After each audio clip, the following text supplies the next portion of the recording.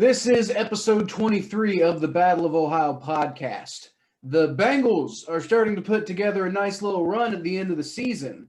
Their first back-to-back wins since weeks 4 and 5 of the 2018 season, and their first road win since that very same week 4 game in Atlanta against the Falcons. Both of these are firsts of the Zach Taylor era, which is it's nice to see, actually happening after all of this trauma that we've been through the last couple of years.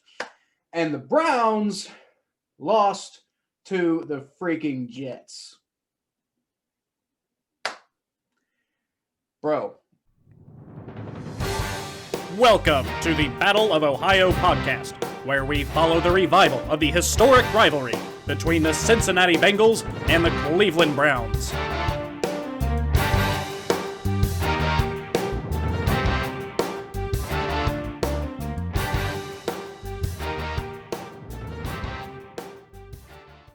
I really got something to say. Can I just get off my chest about it? Can we just dive right into this? Oh wait, hold up. Let's do the beer part because I gotta hold my tongue for a second.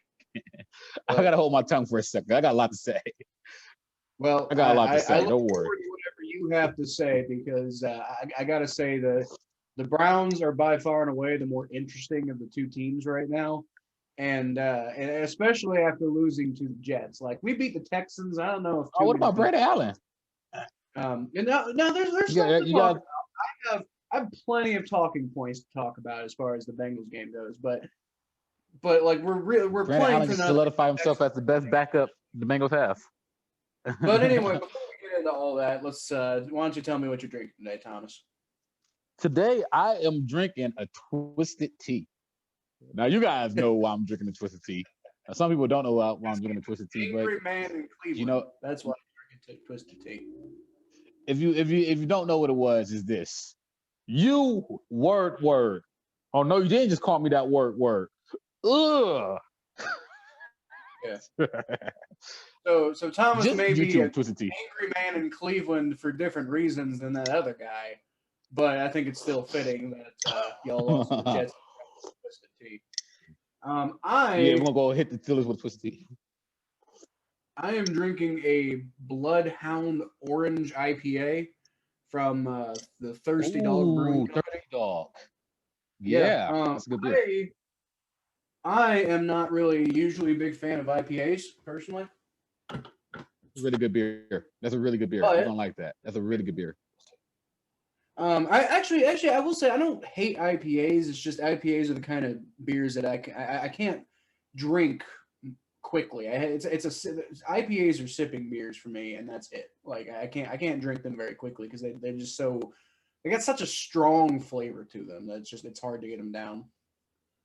Yeah. Yep. Ooh. That's very bitter, but it's like a blood orange IPA, and I'm definitely getting blood orange in there. So that is tasty. Like I said, I'd never want to like drink that for the sake of like drinking at a party or something like that, but it's tasty. It's tasty if you drink it slowly. That's the second time Thirsty Dog made an appearance on this podcast. Last time we had Thirsty Dog beer, it was Thirsty Dog 12 Dogs of Christmas. That is a Cleveland brewery. It's a really good brewery. Shout out to Thirsty Dogs. Great brewery. Really? I didn't know that was Cleveland. Yep, Thirsty Dog. Wait, hold on. Let me just double check before make sure I'm not spinning out. Doesn't say that anywhere on here. Yep. It's established. Yep, Cleveland Brewery. Nice. Yep, Cleveland Brewery. There's actually one. There's actually one located in the Flats. They also make the 12 Dogs of Christmas. It was actually Great Lakes also had a Christmas ale, and Thirsty Dog. The people at Thirsty Dog just took the recipe, and so it's the same recipe for the Christmas ale for Great Lakes and Thirsty Dog. Good stuff. All right. Well, good stuff. Without further ado. Should we talk about the Bengals or should we talk about the Browns first, Thomas? What do you think? I'm kind of greedy. I want to get into these Browns because I got a lot to say. Right. You mind? Let's not bury the lead. Let's talk about this. How the fuck Did you? Okay. First of all, I want to go ahead and say what my thoughts on it are because you're probably going to have a lot to say, and I don't. I want to go ahead and get out my thoughts about it. Okay. But why the fuck was okay? So Baker Mayfield, man, why was he attempting 53 pass attempts when you got no wide receivers? Nick Chubb and Kareem Hunt combined for 39 rushing. Like, what are you doing? You guys like that. That is the definition of a choke job. Like I mean, you can talk about XYZ thing. You can talk about COVID. You can talk about practice squad receivers. You can talk about whatever. But at the end of the day, if the Browns are throwing the ball 53 times and they're only putting down 39 yards rushing, that's not the formula for the Browns' success. Yeah. They've been winning because of their running game. What the hell are you doing? The only thing I can think of is maybe Kevin Stefanski thought that the Jets have the 30th ranked pass defense, and they can't defend the pass at all, and maybe they can get something going. Maybe Kevin Stefanski looked like a rookie head coach yesterday for the first time all year.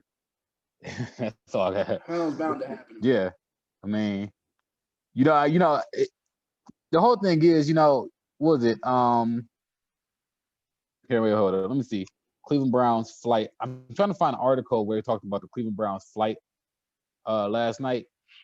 And I ain't really saying that's an excuse or not for the passes, but I'm pretty sure that it said that they did not fly out of Cleveland until almost it was at least midnight. It was very late in the morning.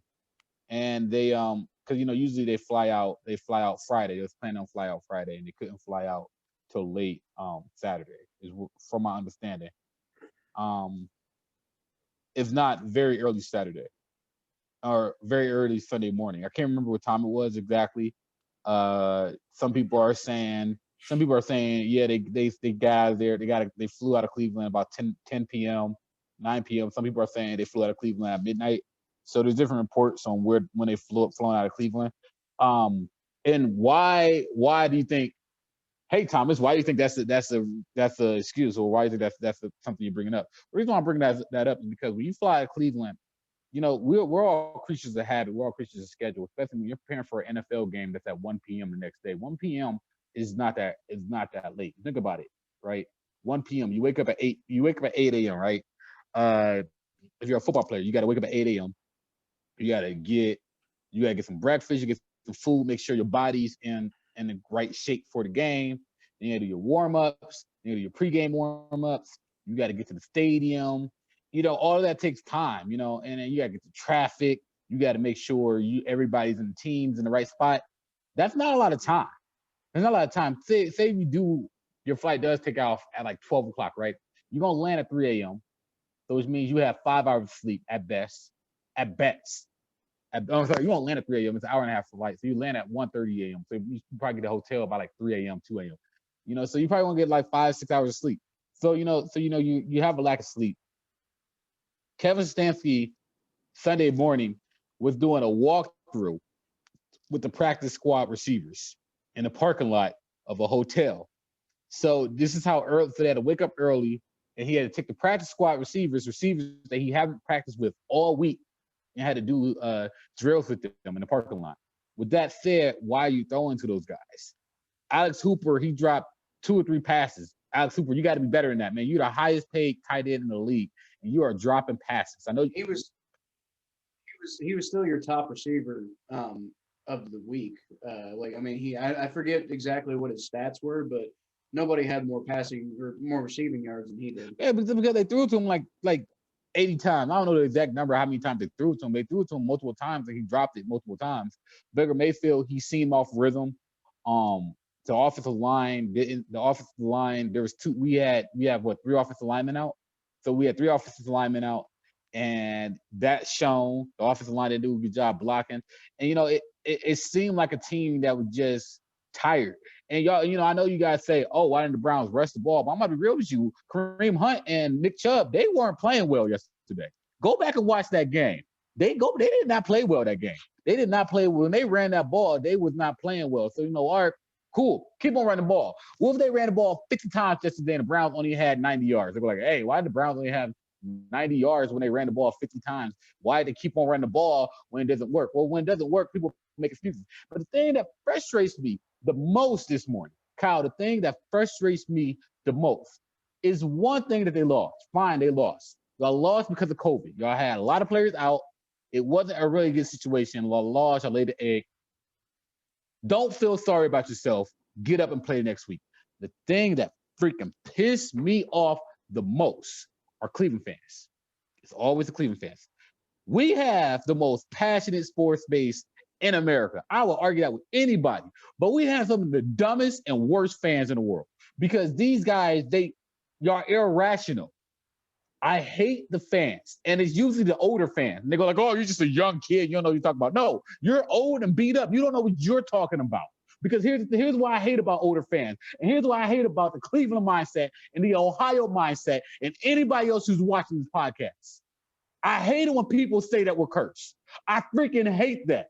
That is the definition of a loser mindset. You ain't cursed. You're making excuses for yourself. The Browns ain't cursed. They just laid the egg. And if they want to make the playoffs, if they want to win a Super Bowl one day, they got to get up and they got to win next week. And they still have a chance to make the playoffs. You want to playoffs? Beat the Steelers. That's all you have to do. Go beat the Steelers. You're like, oh, that's a hard no. No. Stop making excuses for yourself. You're not cursed. The city ain't cursed. You know what's cursed? Your mindset's cursed because you're allowing yourself to think that we're cursed. So I get so frustrated. I get so frustrated with that mindset. And that's probably what's making this loss harder is because we still have a very violent chance to make the playoffs. We're going to play against the Steelers backup next Sunday. Guys, relax. You just got to hope that your receivers test negative twice. The only thing that you should be afraid of is the fact that Jedrick Wills is sick and hopefully he doesn't have COVID. But you have plenty of time to get healthy. You have plenty of time to heal. Just relax. Everybody take a deep breath. Y'all won 10 games this year for a reason. And y'all could beat the Steelers on Sunday very easily. Just go out and execute. Man. There's all this negative talk about this team being cursed. It's just the stupidest thing ever. And anybody who says that, get the fuck out of my face. You know what? That's the only time I'll ever hear me say the F word in this podcast. I am going to push back a little bit on what you said about the Steelers. I mean, as far as your perspective on Browns fans and stuff like that, I will say Browns fans stuck with the Browns through, arguably the worst decade that any franchise has ever had in the history of at least the NFL, if not professional sports. So I can't sit here and say the Browns have fans that are all that bad. And the older they're not fans bad. I just don't like their mindset. I don't like people's mindset. It's a loser's mindset. I just don't like the loser's mindset. But as far as the Steelers go, I wouldn't necessarily count on the Steelers resting their starters next week. I know they're they're locked into the division and they're only really playing for either it's a difference between the number 2 and number 3 seed, which doesn't make that much of a difference this year. But the Steelers are playing for respect. I mean, we'll talk about this later on in the AFC North, in the State of the AFC North segment that we do. But the Steelers, even though they beat the Colts, they didn't look good against the Colts. And they have not looked very good lately. So if I had to bet just based on the way Mike Tomlin typically does things, I would bet that Mike Tomlin's going to tell his starters to go out there and put a good game together and prove that you deserve to be in the playoffs. And I'll say the same thing to the Browns. Y'all this is in a way maybe actually kind of a blessing in disguise for the Browns because you've got a week 17 game that y'all can't sit on your asses. You got a week 17 game where you got to go up against the Steelers who are going to be fighting for respect and very well might not rest any starters. I mean, maybe they might pull big at some point if the game starts going. If the game starts going real negative towards the Browns, then the Steelers might start pulling players just because there's some older guys on that team. But at the end of the day, this is essentially the Browns. This week Week 17, this coming week 17 against the Steelers, is essentially going to be the Browns' first playoff game in a very long time. Because this is win and you're in, go home, or lose and you're done. And it's up against the Steelers team that, like I said, I don't foresee the Steelers benching a whole lot of starters for this game. So this is a real, genuine test. Do you deserve to be in the playoffs? You know, you guys have looked really good at times this year, but you've also looked really bad at times this year. You know, like I mean, the one Ravens game, the Steelers game you already played, this loss against the Jets. You know, there have been a couple of other ups and downs, but I mean, you know, this is a Browns team that at times has looked like the team to beat in the AFC right now. But there's also been times when they don't even look like they look like the same Browns team that we've been seeing for the last 10 years. So my question is, do you deserve to be there? And this game against the Steelers is going to tell us if you do or not, I think. And if you lose, if you win, then you deserve it. And if you lose, you don't deserve it. And either way, you get what you deserve. You know, there's still like from an analyst perspective for this game, the Browns had 2 or 3 turnovers. And when you look at the turnovers in this game, the fumble at the end of the game that Baker Mayfield had, the mixed extra kick, I mean, they just look tired out there, man. They look tired out there, and it kind of frustrates me. I'm not saying the NFL should have moved the game back a day, because you probably shouldn't have moved the game back a day. I understand why you didn't, but I mean, like, you could at least move the time slot back. Like, I don't think that it could have been that big of an ask to move the time slot back. Like, hey, look, we got a late flight. Can we at least get like a couple more hours to just relax? Like, that 3 hours make a difference. Like, I honestly think that 3 hours would make a difference. Like, I named the last episode of the podcast trap games. Not entirely, because I was thinking that this really, if you really think about it, this game against the Jets really does qualify as a genuine trap game, because they got the Steelers coming up the following week, and then there was all that hype about like, oh, well, if the Steelers continue their downward spiral, maybe the Browns have a chance to win the division. And so, especially with a rookie head coach and so many young players, I could totally see the Browns potentially part of the reason they lost. Partially because of the COVID, but also partially due to lack of discipline, due to maybe overlooking this Jets team that, a lot of people were saying might go 0-16 this year. So I didn't necessarily intend to say that, thinking that the Browns might lose, because, we talked about it. I don't think at any point I really considered the fact that the Jets might actually beat the Browns, because I mean, to be completely honest, I thought Kareem Hunt and Nick Chubb would get it done for you guys. And at the end of the day, there were some bad things. Like Baker Mayfield's fumble was bad. 2 of them. There were some penalties that were bad. There was some, really bad play on defense that was bad. There were some glaring holes. There was some lack of attention to detail. There was et cetera, et cetera, et cetera. But to me, the most egregious part of this game was Kevin Stefanski thinking that it's a good idea to put the game on Baker Mayfield's shoulders and make him throw the ball 53 times. Okay, Baker Mayfield is a good quarterback. He's a very good quarterback. He's the quarterback of the future for the Browns, but he is not Patrick Mahomes. So why are we doing this? Like, the Bengals tried that out with Joe Burrow, and it didn't work. Now, it worked out, I think, a little bit better for the Bengals than it worked out for the Browns, but that's partially because Joe Burrow is a more talented quarterback than Baker Mayfield. And not to mention they're also trying to into the swing of things. Whereas Baker Mayfield, we don't know what Baker Mayfield. Why are you throwing the ball 53 times? That is, to me, the absolute like I thought all year that Kevin Stefanski, should be in the running for Coach of the Year, but he completely lost my vote after this game. And it's partially just because he told Baker Mayfield to throw the ball 53 times. They didn't lose because I don't think I'm not saying the Browns can't win with Baker Mayfield throwing the ball at high value, but you're not going to win when you're throwing the ball high value to receivers you never thrown before. Like, you're throwing the practice squad receivers. Like, these guys didn't even know they were playing until, I mean, like they literally got people off the street played to it. Like, you can't open up your whole playbook. I think the problem, that run game, they ran the ball that game in the first half. and Nick Chubb and Kareem Hunt did literally nothing. They literally did nothing. They had negative yards. We had negative rushing yards in the first half of that game. Y'all not remember that? Y'all want to keep on running the ball. You got negative yards. You gonna keep on running the ball? Like, all right, cool. Go ahead, go for it. I mean, go for it. You know, but I think the problem isn't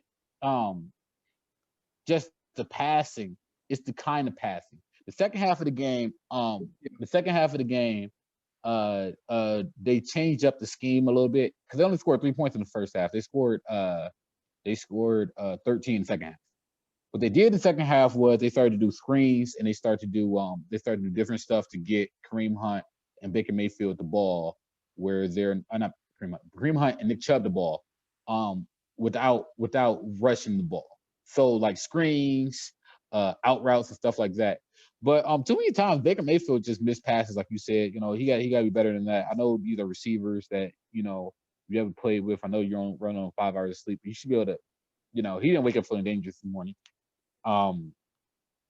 But Nick Chubb and Kareem Hunt, man, they didn't play a good game. They did not play a good game. And like, so like we could say, all right, we gotta run the ball, but like if y'all not playing a good game, if y'all not playing a good game, why are we gonna rush the ball to people who not? I don't know. Like you had -6 yards in the first half. -6, that was your number. So like the real question shouldn't be the other question that people should pair it with was, well, why did Nick Chubb and Kareem Hunt only have -6 yards against the 17th ranked rushing defense in the league? That should be the second question. That should be the real question. That's my question. Why did y'all have -6 yards in the first half? Nobody asking that. Why did y'all have -6 yards in the first half? Because if y'all have -6 yards in the first half, I ain't giving you the ball in the second half. Personally, I ain't giving you the ball. Somebody tell me like, hey, why you pass the ball 53 yards? Like, because my running backs only had -6 yards in the first half. I ain't running the ball to people who have -6 yards in the first half. I don't know. You know, I mean, definition of insanity. Keep on trying the same thing doesn't work over and over again. But hey, go for it. They just think the fact of the matter is they just didn't come out and play yesterday. At the end of the day, you can use analytics, you can use statistics, you can say whatever you want. The fact of the matter is they lost that game because the Jets played better than us. That's why we lost. And if y'all want to make the playoffs, like you said, if you're a playoff team, y'all got to come out Sunday and just play better. So they got to come out Sunday and play better because they look like trash on Sunday. Y'all look like the Philadelphia Eagles. I'm going to say 76ers because we did. The Cavs beat the 76ers. Cavs 3-0, by the way. But y'all look like the Philadelphia Eagles with Carson Wentz. Go ahead, Kyle. Yeah, I think I said pretty much everything I had to say about the Browns. Like I did too. Look, I know Kevin it wasn't be better. I know it wasn't working, but at the end of the day, you got to find something different.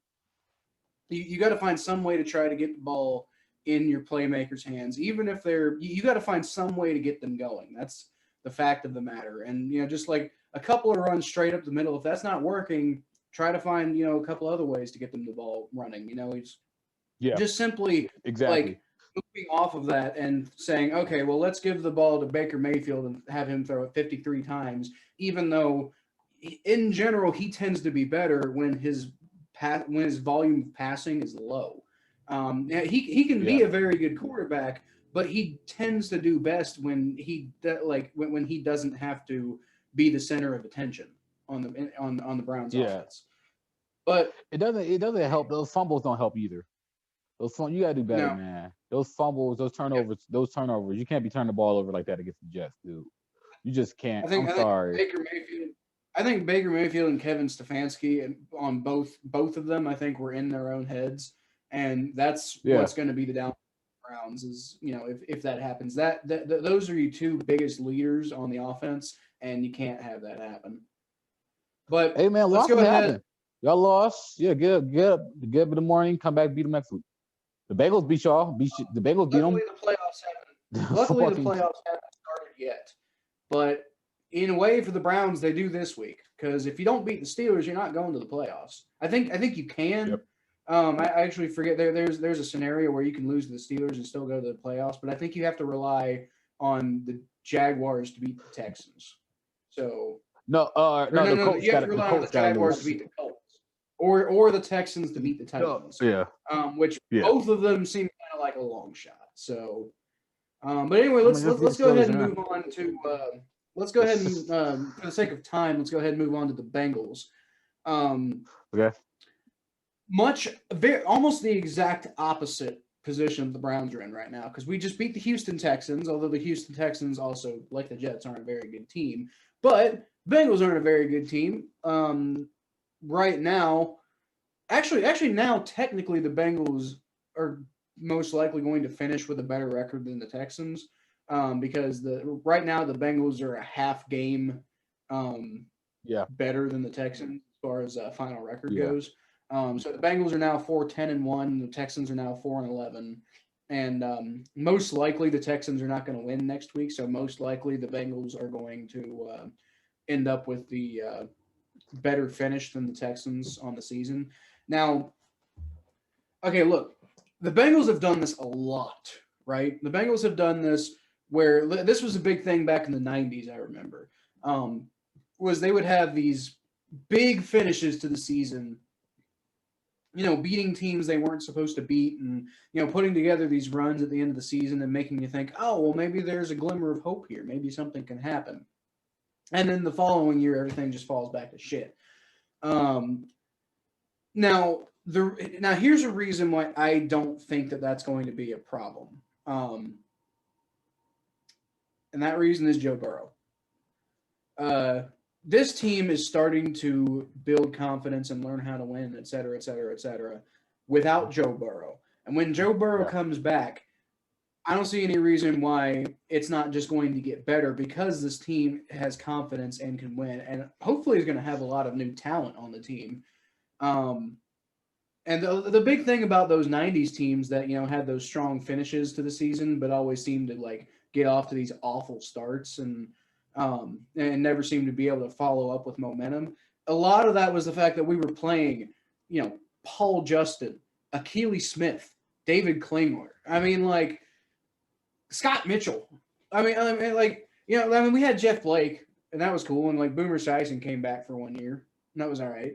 But I mean, for the most part, you did not, and even then, Jeff Blake wasn't nearly as much of a leader as Joe Burrow is. But at the end of the day, this is a Bengals team who I think maybe might be having a similar amount of luck that they had in the '90s, but I think they have a lot more potential than they had in the '90s because you've got Joe Burrow and because Zach Taylor, while he obviously has his flaws, does also have things that he brings to the table that are very positive. So if he can learn how to manage those things that are issues with him, and then utilize the positives to put together a really solid effort, this could be one of those surprise teams next year. This team could be like what Brian Flores has done with the Miami Dolphins.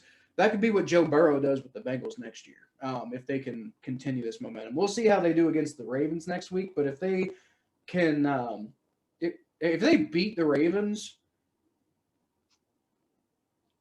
I'm going to be so hyped for next year. It's not even crazy. Like I don't think I'll say a negative thing all off season. Man, Brandon Allen, man, he did his thing, man. 371 yards, 2 touchdowns, 126 passing rating, passing rating. 10 yards per attempt, man. He was throwing some dimes yesterday, man. Like I think y'all got, I mean, it's so important in this league to have a good backup. It's so important in this league to have a really good backup. And I think the other thing is I gotta take back what I said about Zach Taylor earlier in the season. Zach Taylor, you're doing a great job, man. He's doing a great job of keeping this team motivated. And was pretty much a helpless situation. And like, that goes a long way because like this team could have easily just rolled over and died after Joe Burrow got hurt. And they're playing with a lot of energy and a lot of passion. You beat the Steelers with your third string quarterback. Now you start a winning streak. You win your first away game, 2 years? 2 years is it? Yeah, since Marvin Lewis. Yep. Never had Zach Taylor. Yeah. So you win your first away game. You get players like T. Higgins motivated. You get players like Gianna Bernard motivated. You get Drew Samples in rhythm. You're doing a great job of just mapping out offense, just winning games. And like I can't hate that, man. He's doing a great job. I mean, you just beat Deshaun Watson, and I always say, man, it's never easy to just beat Deshaun Watson. It's never easy to beat Deshaun Watson. Man. It was not easy to beat Deshaun Watson. I'll tell you one thing. I picked the Bengals to lose in our predictions episode because I was terrified of Deshaun Watson, what he was going to do to the Bengals defense. Because I was right about Deshaun Watson. He came in and he made things look bad for the Bengals defense. I'm really, really not confident in Lou Anarumo long term. And I will give them credit. They did what they need to do. They forced a fumble on Deshaun Watson near the end of the game, but they also let nearly 500 yards of offense go by. The Bengals had to get it done on offense. The Bengals had to drop 37 points for this game to end up a victory. And that's something I don't want to count on. It's like Brandon Allen's a very good backup quarterback. He did what he had to do today, but I don't want to have to count on Brandon Allen to win games. And I don't want Joe Burrow, when he comes back, to have to drop 50 points every goddamn game just so that we're going to have a chance to win. I don't know. I will give the defense credit for stepping up when they had to, but it was not something that gives me a whole lot of confidence in what they're trying to sell us right now. Yeah. I think the thing that I'll be confident in is the fact that if Zach Taylor could win with Brandon Allen and Ryan Finley, he could win with Joe Burrow. So I think that's the thing that will get me confident. One thing that have been consistent is no matter who's in quarterback for the Bengals, they all seem to have a high completion rating. So Zach Taylor has been doing a great job of putting your quarterbacks in good positions. I don't think that's a coincidence. I think that's scheme. I think that's him understanding what Fenley's looked lost at times, but other than that. No, that's on Philly then, because the other two quarterbacks, they can do it. It is on him. I'm sorry. I'm like usually I'm very nice to these players. My team just lost to the Jets. I'm a little, excuse me if I'm a little bit of an asshole today. Excuse me to these players. Sorry, Ryan Finley. But let's be real.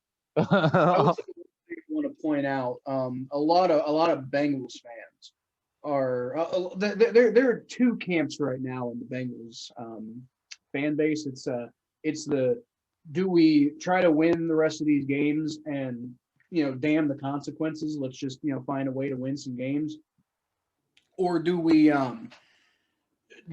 try to make an effort to essentially tank, even though we did that last year. Do we try to make an effort to go get this number 3 draft pick and go get Penei Sewell, and then things will magically fix themselves after that? And in the way that I described it, I think you can tell which side of the argument I'm on. We already tanked last year. I don't want to tank again. I'm sick of it. We need to build momentum. We need to win, because even if we do go get Penei Sewell, if we don't know how to win, if we got all these nothing kind of whatever around him, then all you're going to do is waste Penei Sewell's career. Yeah. And Joe Burrow's. So I don't know. I'm totally down with winning. We dropped to the number 6 pick in the draft. Whatever. Actually, one thing that was really fascinating about that. Now, if we beat the Ravens next week, we're going to drop even farther in the draft. But again, I'm fine with that. I went on the Draft Network and did a mock draft to see what our options are looking like right now. And you know who was available at number 6? Penei Sewell. And you know what I did? I traded down. I swapped picks with the Lions, who are drafting number 7 right now, and Yeah. I still got Penei Sewell. You know what else I got? I got a couple extra. I got an extra second round pick, an extra third round pick, and I think an extra seventh round pick. Um, I don't know why. Maybe the Lions were convinced I was gonna. I think they drafted Jalen Waddle.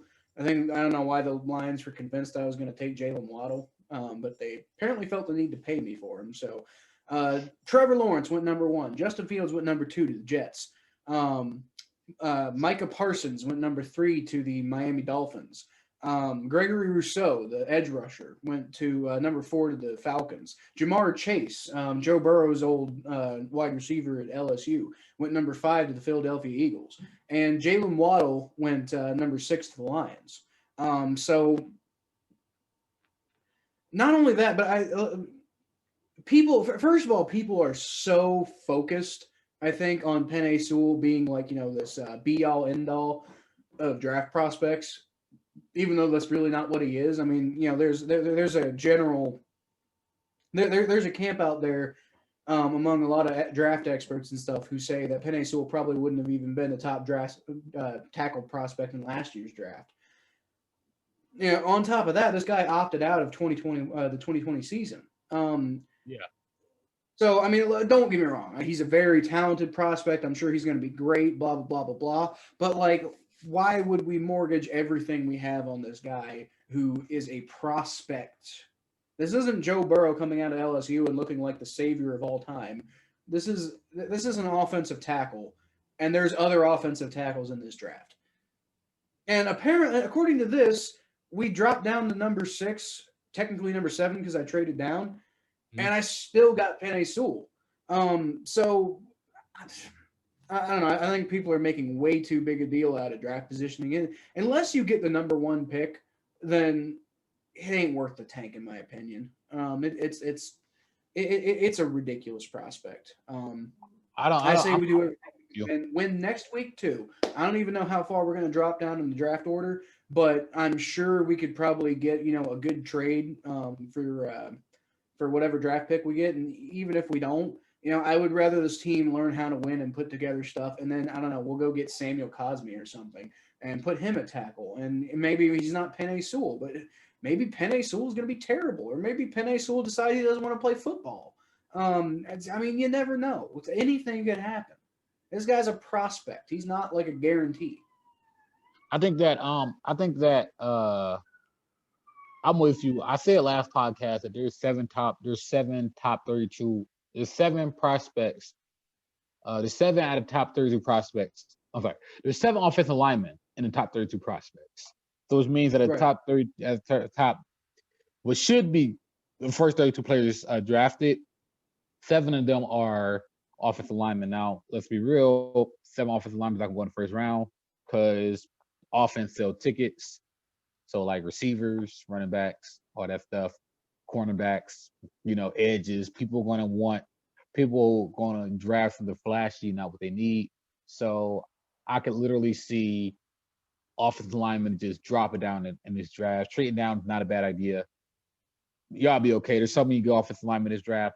Y'all just got to make sure y'all find the one that fits your offense the best.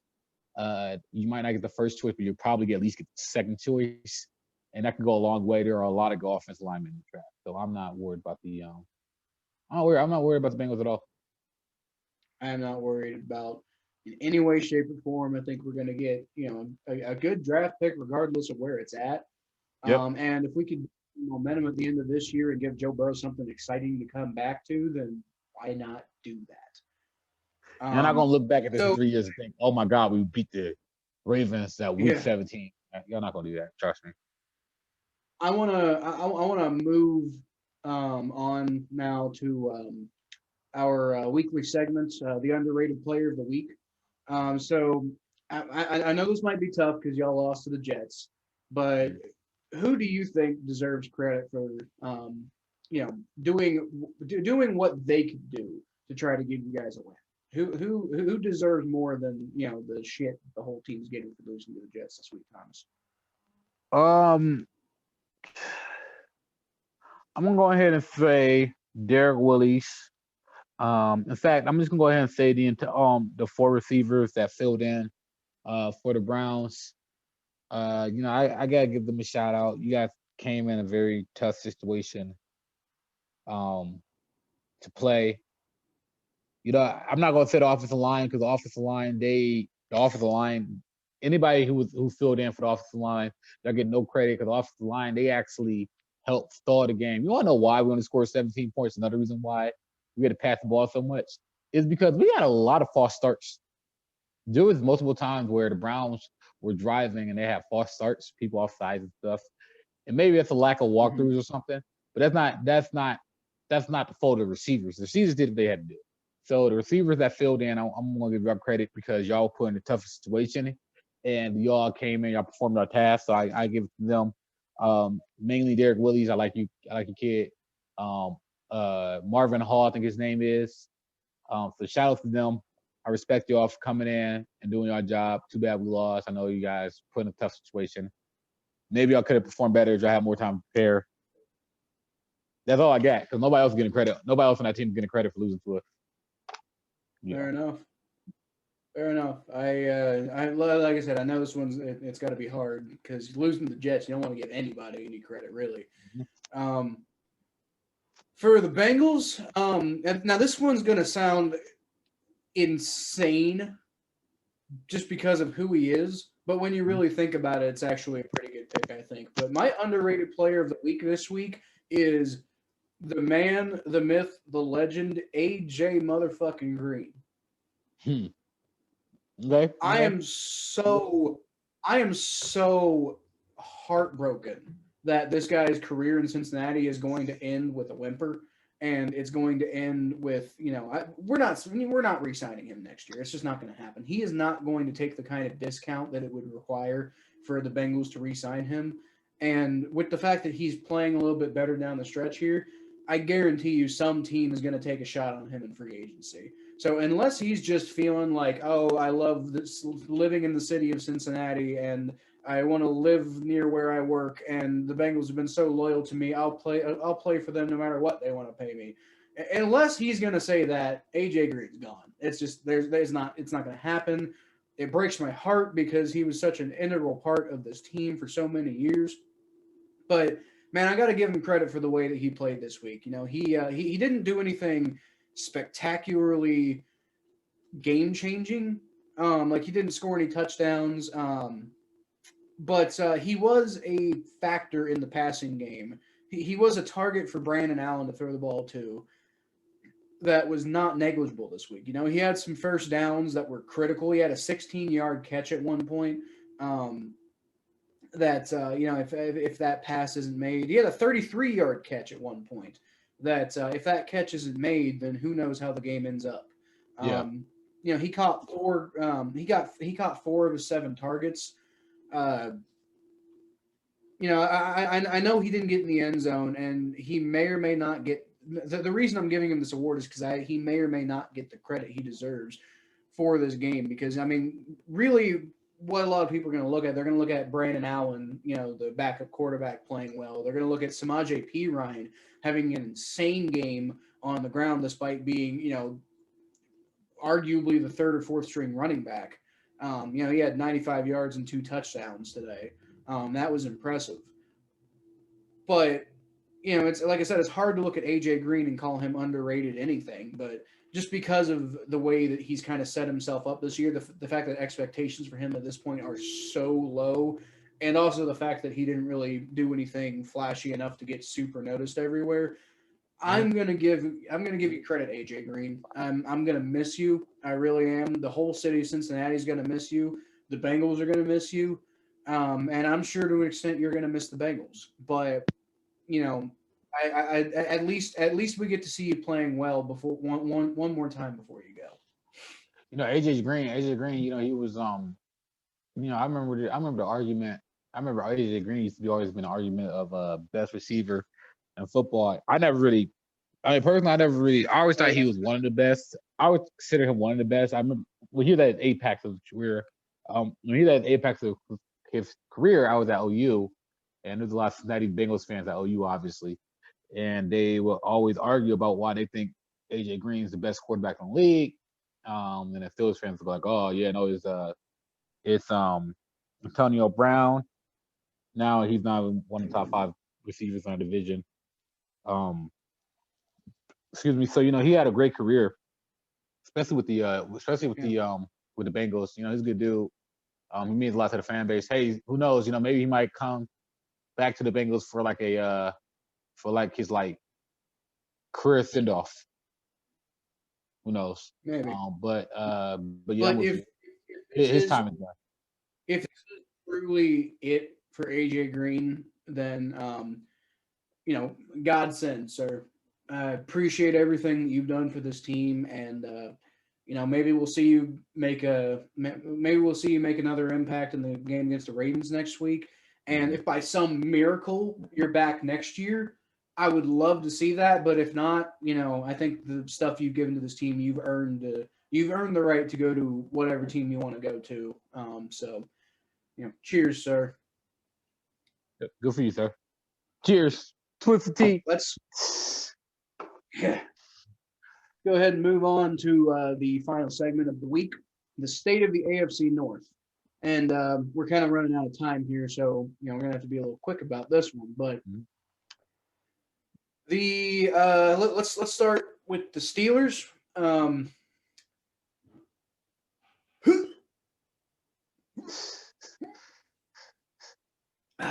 Man, that game made me so sick.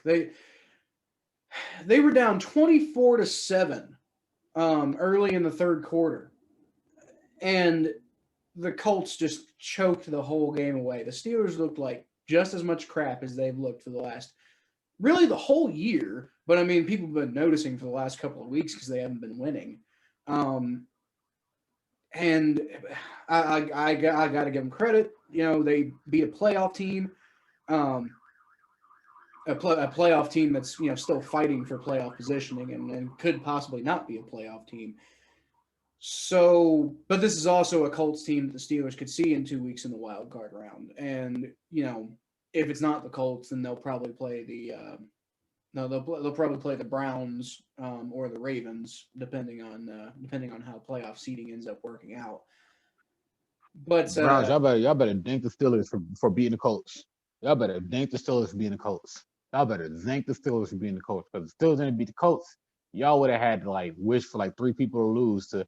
Because the Steelers beat the Colts, we still have a very good chance to make the playoffs. Y'all beat the Steelers, y'all in the playoffs. It's that simple. I can't stress that enough. I don't want to turn on Twitter because people act like we already lost. Freaking, like I said, loser mindset. Bunch of losers in the city, man. If you're going to falter, if you're going to falter at any point, it might as well be before you get to the playoffs. So hopefully losing the Jets in the playoffs. The Steelers in the playoffs.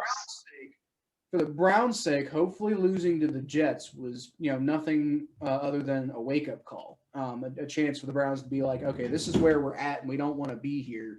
So let's do what we can. Let's get right next week against the Steelers and get into the point in the playoffs where we can actually maybe put together some sort of run here. Beat the Steelers, you're in the playoffs. It's that simple. What? Beat the Steelers, you're in the playoffs. It's that simple. It's that simple. Just beat the Steelers next week. You're in the playoffs. The negativity is just overwhelming, and it's stupid. It's so, but who? All right, cool, whatever. You lost. Now put your head up and don't. Who's gonna feel sorry for us? I'm not feeling. I'm honestly, what is that gonna get you? Y'all lost. Y'all play badly. You wake up the next morning, come back and play better, man. This in the story. Guess what? Y'all win next week. If they win next week, everybody forget they lost against the Jets. Anybody who didn't forget, it's just gonna be white noise. You're gonna be in the playoffs. So on the other side of things, the Baltimore Ravens were very happy to see the Browns and Colts lose. Because if the Browns and Colts win, I think actually I guess the Colts didn't really end up making that much of a difference. But the Browns losing means the Ravens are back in control of the playoff seed. They're actually in control of the number 6 seed. So all they got to do is they got to beat the Bengals next week and they're in. Now, if they lose, things get interesting. If the Bengals do beat the Ravens next week, which is a possibility, because this, like I've said all year, this is a Bengals team that can beat anybody. They just don't do it. That'd be hilarious. They haven't. I would love to see that, but like I said, this is a Bengals team that can beat anyone. The problem is they just don't fucking do it. But if they can get their heads out of their asses, this gets to a point where like the Ravens can still make the playoffs even if they lose to the Bengals, but like the Browns, they need help from either the Texans or the Jaguars. So it's looking pretty good for the Ravens, and it's not looking quite as good for the Browns. But depending on the way that Week 17 kind of falls, everything could end up being reversed. You never know. Yeah. And like I said, if the Browns beat the Steelers, if the Browns bounce back from this and beat the Steelers next week, then I think that's proof enough that y'all deserve to be in the playoffs. But if you don't, then I think that's proof enough that you don't deserve to be in the playoffs. The Steelers in the playoffs. I'm about to tweet that. Beat the Steelers, you're in the playoffs. I'm tweeting that right now. Beat the freaking Steelers, you're in the playoffs. That's going to be my motto. Anytime I'm going to go, the Browns lost to the Jets. Like, shut up, beat the Steelers. No, they lost. Shut up, beat the Steelers. Anyway, while Thomas is sending out that tweet that I'm sure some of y'all will see at some point, just know that it was sent out during this recording. But we'll go ahead and wrap up the podcast there. Get on to these predictions after we're done recording this episode. But thanks for listening, everybody. Appreciate you coming and hanging out with us, talking about the Browns and the Bengals. And, Browns fans, you finally get a taste of showing up and with a awful taste in your mouth for this podcast. The Bengals fans have been doing it all year. Now the Browns finally get to do it. But it's also not the end of the world. You got a chance to make the playoffs. Got a chance to make it right next week if you beat the Steelers. Got a chance to make the playoffs. And the Bengals fans, you got a chance to see this team put together some momentum and maybe make a run next year like the Miami Dolphins did. But like I said, that's going to do it for the podcast. If you want to follow me and Thomas anywhere else, you can follow me at KylePhelps92 on Twitter and Facebook.com/ThePhelps. Thomas can be found on Twitter and Instagram at T_star94, and he's got a YouTube channel called Blowdown Page. So that's pretty good. You might want to go check that out. Like I said, we're about to record these predictions, so don't forget to check that out after you're done listening to this. And that's going to be it. So I'll leave y'all with the hooday. Beat the Steelers, you're in the playoffs. That's all. That's it.